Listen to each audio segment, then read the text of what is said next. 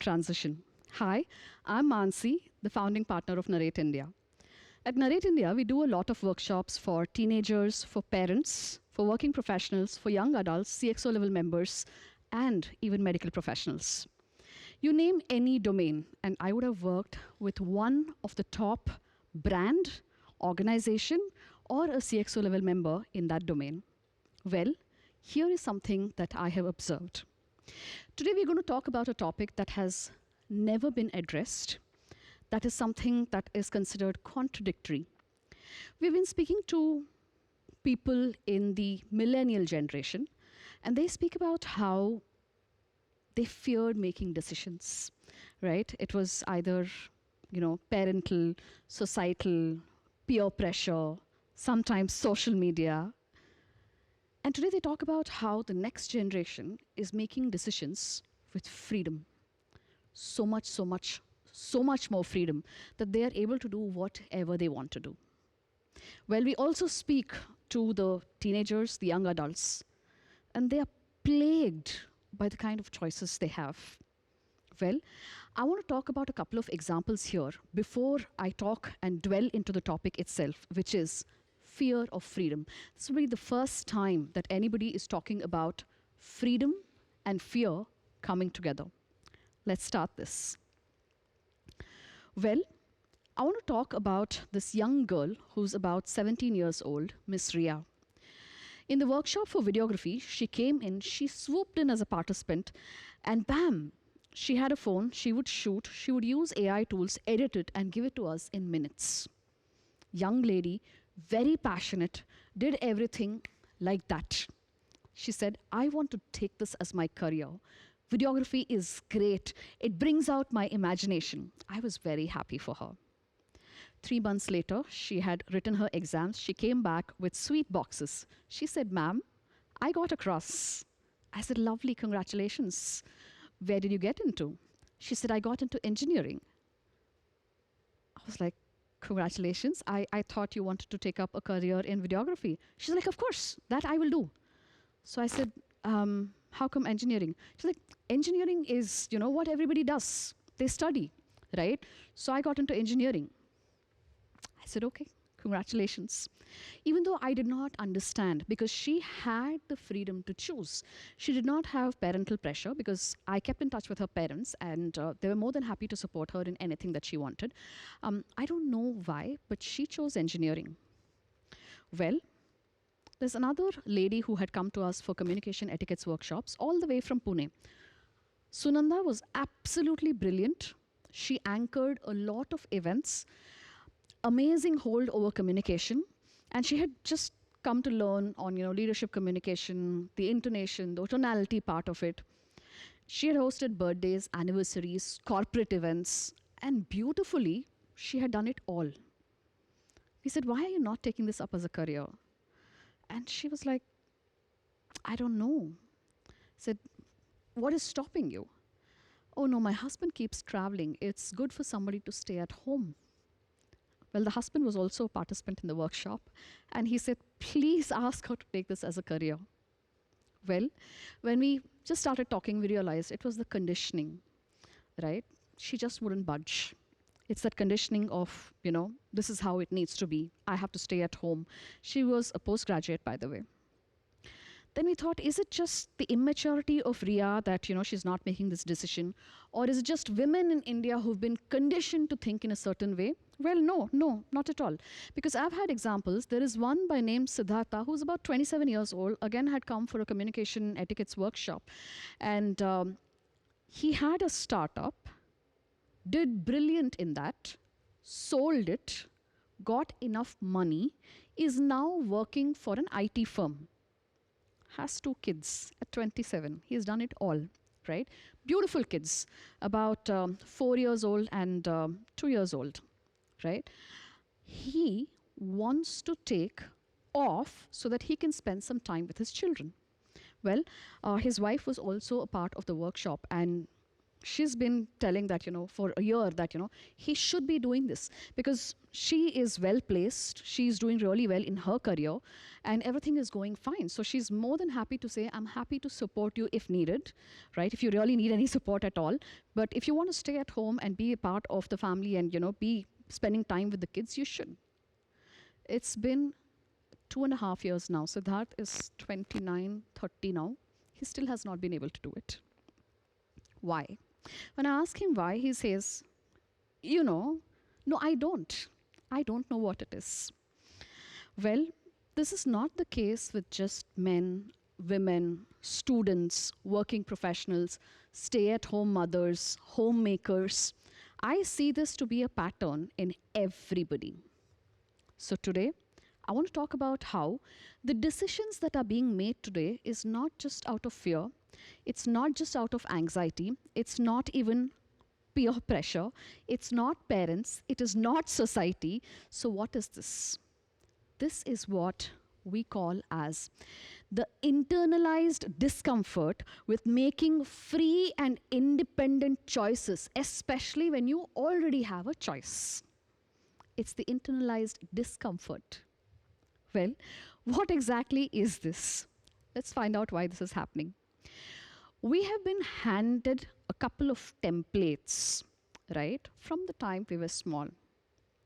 See, today, Indian youth, earlier when we finished our our 10th standard, we had this option of science, commerce, or arts.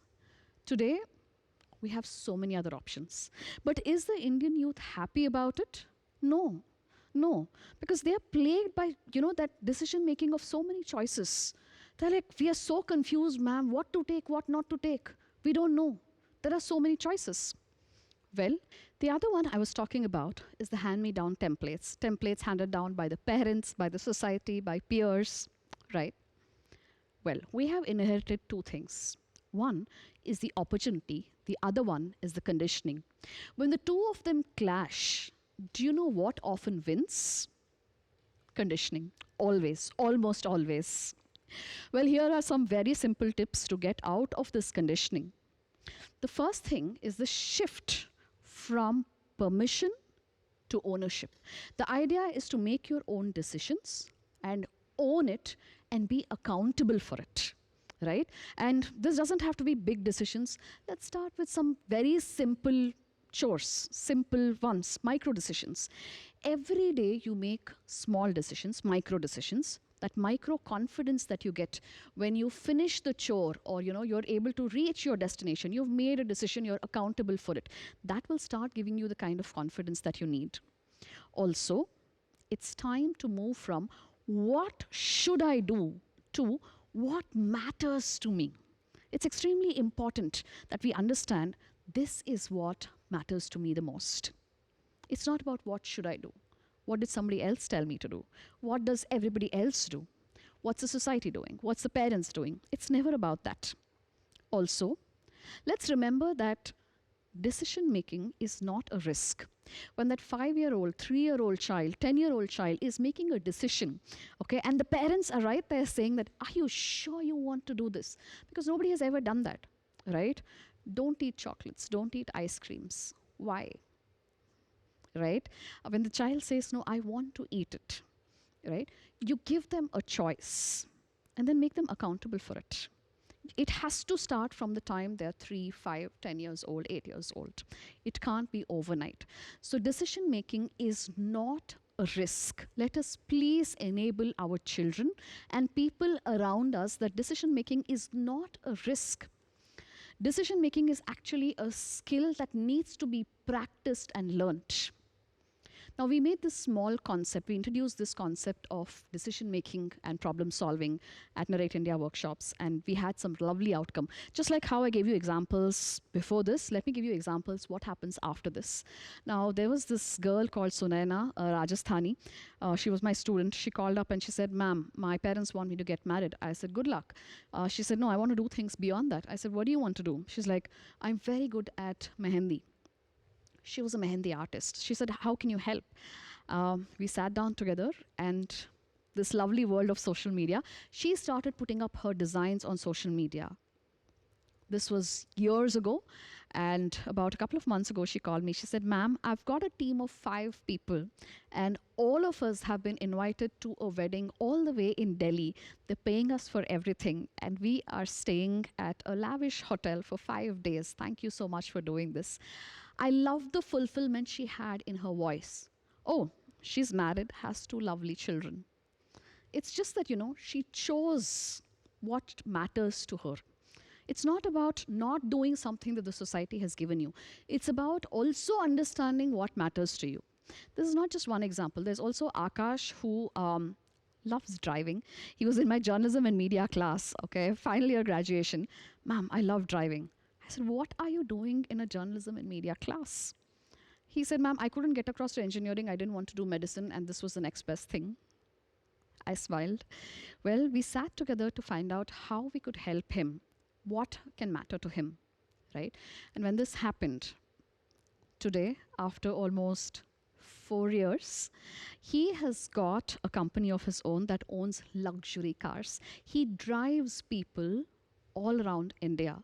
Sometimes he's like, "Ma'am, I'm going from Rameshwaram to Delhi. I'm dropping somebody off.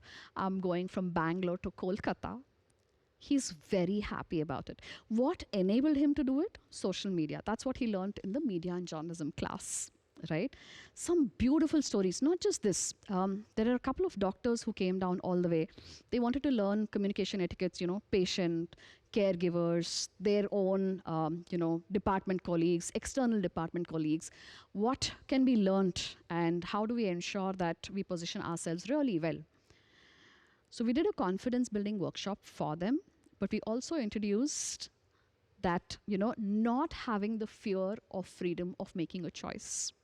Well, they quit practicing in Bangalore. They went all the way to Chikmagalur, bought a couple of acres of land, and now they're very happy. They're settled there doing farming, agriculture. But of course, because they're doctors, they're running a lot of programs for the society, which is about prevention, awareness, what to do, what not to do, early detection, all of these, including the screening camps. They're doing it all. Very beautiful. Of course, we had their parents coming to us and saying, "Manasi, what did you do?" We sent them here for communication etiquettes workshop. We spent crores, trying to ensure that they were well educated in medicine, but today they're doing this. Well, I said, they were given the freedom of choice, the real freedom of choice. And this is what probably matters to them. And of course, this seems to have a bigger impact on the society as well. So were some few examples that I thought I could give you during this session. Freedom is a practice. It's not a gift. Let's remember that. Freedom isn't just about having choices, it's about making those choices and being accountable for it. Well, if we want a generation that leads, creates, and questions, we must learn how to walk with freedom, not to flinch from it. Today, I just want to ask you, so, is your freedom success or fear? Thank you so much for the opportunity. Thank you, St. Pauls, for doing this. Thank you, Dr. Prashant, for doing this, and Dr. Thomas for putting this together for us.